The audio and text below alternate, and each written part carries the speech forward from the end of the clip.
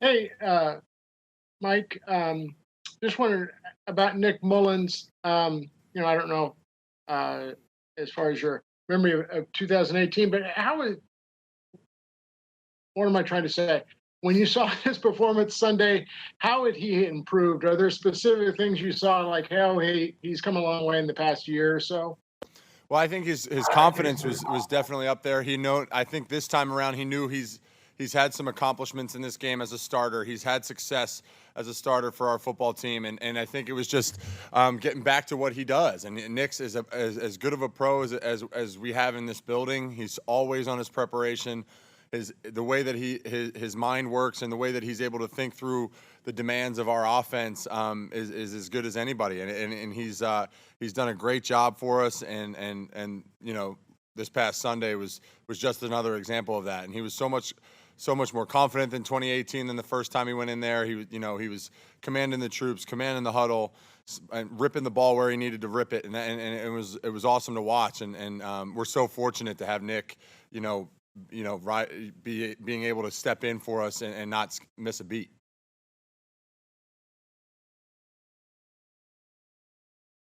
Mike, what's George Kittle been like behind the scenes the last couple of weeks, just not being able to play? And are there any anecdotes of him being annoying or anything like that that you could share with us? Being annoying? Like wanting to get out there? No, George is the best. He's one of the leaders of this team, and he's always involved, no matter if he's on the field or not. You can always hear him, that's for sure. He's definitely always vocal, always in your face, and but that's who he is, and that's why he's the best, man. And he never once checks out of anything. He always was helping the guy, whether it was Ross, whether it was Jordan, whether it's Charlie Werner or whoever it is. He's there to help those guys get along and pick up the slack that they have to, because when he's out of the game, we're missing a huge part of our offense, and those guys stepped up in a huge way. So I wouldn't say it was annoying, but you definitely feel George at all times. Hey, Mike, at the end of the third quarter, Ayuk's jet sweep, there was a pretty elaborate blocking procedure that had you guys all out on the right side. How does it feel for you guys when one of those plays actually kind of gets executed really to perfection? It feels great. It always feels great when you execute plays to perfection. We've had success on a lot of those plays, whether it was we started doing it more and more with the the guys that we've brought in to this building that can kind of do anything with the football in their hands. Brandon's another example. Debo obviously is superb at it. Juice, whether it's Juice blocking or catching the football, or when we hand it off to George. So we're able to do that in so many different ways and get the ball into somebody's hands. And it looks like a lot of misdirection and trick plays, but everybody's assigned to a guy when you get out there, we use the way we run our offense to be able to run plays like that and catch guys off guard and eliminate half the field. And then Ben obviously shoots out like a rocket, like he always does in open space. And then there's nobody better in playing off blocks and playing off schemes than Kyle Juszczyk. So, it was a really, really cool play. Really pumped that worked and got Brandon his first touchdown.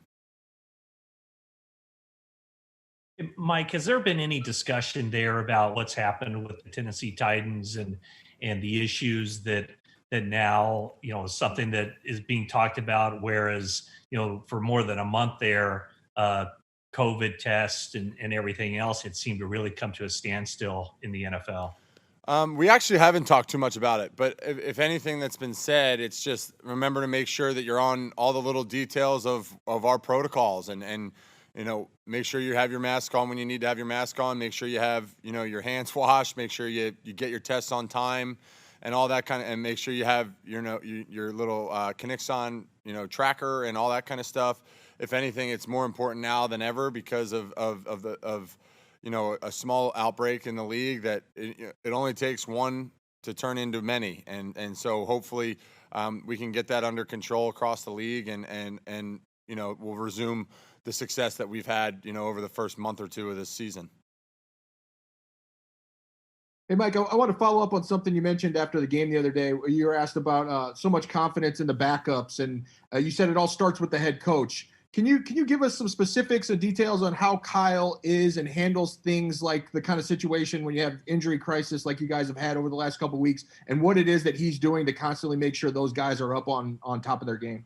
Well, one, just him as an evaluator is, I think, on a different level than everybody else in the NFL. When you see how deep our roster is from top to bottom and just being able to plug guys in, I don't know of many defenses that lose the players that we have lost already this year that are still able to hold two NFL teams to less than 15 points in 2 weeks. So that's impressive. And just the way that he's able to prepare and build the confidence in every single person in our building. Because when he is that confident and when he believes in you and when he he has a way of making the rest of the team believe in the guys that are stepping into these huge roles, and it's impressive and it's cool to watch, and it gives you that feeling of security that no matter what happens, we got the right guy steering the ship, and if he trusts everybody enough in this building to get the job done, then we're going to get the job done, and that's all there is to it. It's really, really cool to be able to have that kind of a feeling with the things that have been happening so far for us this year, and hopefully going to bounce back on the healthier side over these next couple weeks, and so we won't have to deal with it too much more. But it certainly is impressive for us to have the guys that we have to step into the roles that they did, and it all starts with the confidence that he builds in not only the individual but through the individual to the rest of the team. You mentioned Ben and his speed a little earlier. He was telling us recently that Trent gets up to 19 miles per hour sometimes in practices and workouts and stuff like that. Is that something that you guys as offensive linemen pay attention to? Is that a point of pride for your group? And where does Mike McGlinchey fall in the mile per hour race? I don't know where I fall in the mile per hour race. I know I'm a few steps behind Trent, that's for sure. But no, I don't know. There's a certain mold and there's a certain I guess fit that we have here and what we do and how it's supposed to look and how each guy's supposed to be able to operate and in their, not just their body and the way that you look in your body and the way that you are able to move through our offense. Because there's a lot of it's a very hard thing to do and very hard thing to get comfortable with is some of the blocks that they ask individuals to make in our offense, because the stretching of the outside zone, the one-on-one matchups on the edge, those things can be daunting, and it takes a long time to be able to do those things.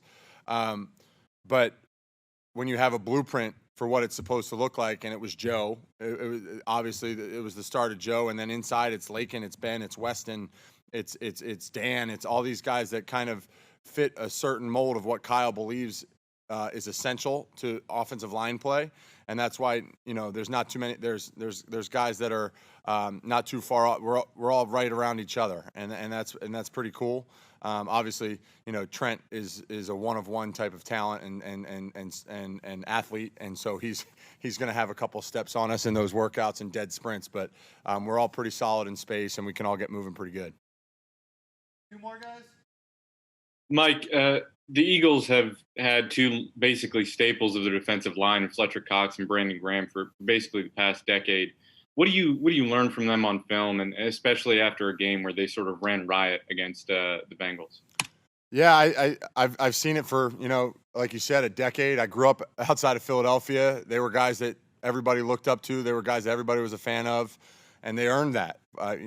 Fletcher and Brandon are two of the best in the game at what they do, and they've had a lot of success on a very successful football team. And they've shown, they do a lot of things very similar to the way that our defense does things in the terms of how hard they penetrate, how hard they play, the scheme that they run, and things like that. And this front that we're going to face this Sunday is as solid as it gets in the NFL, and we're going to have our work cut out for us. But we believe that we're very, very great as well, and we're going to do our best to match their abilities on Sunday. And we have all the respect in the world for those guys for what they've put on film, not just these last couple of weeks, but obviously the last few years. And it's going to be a good challenge, but we're definitely going to be ready for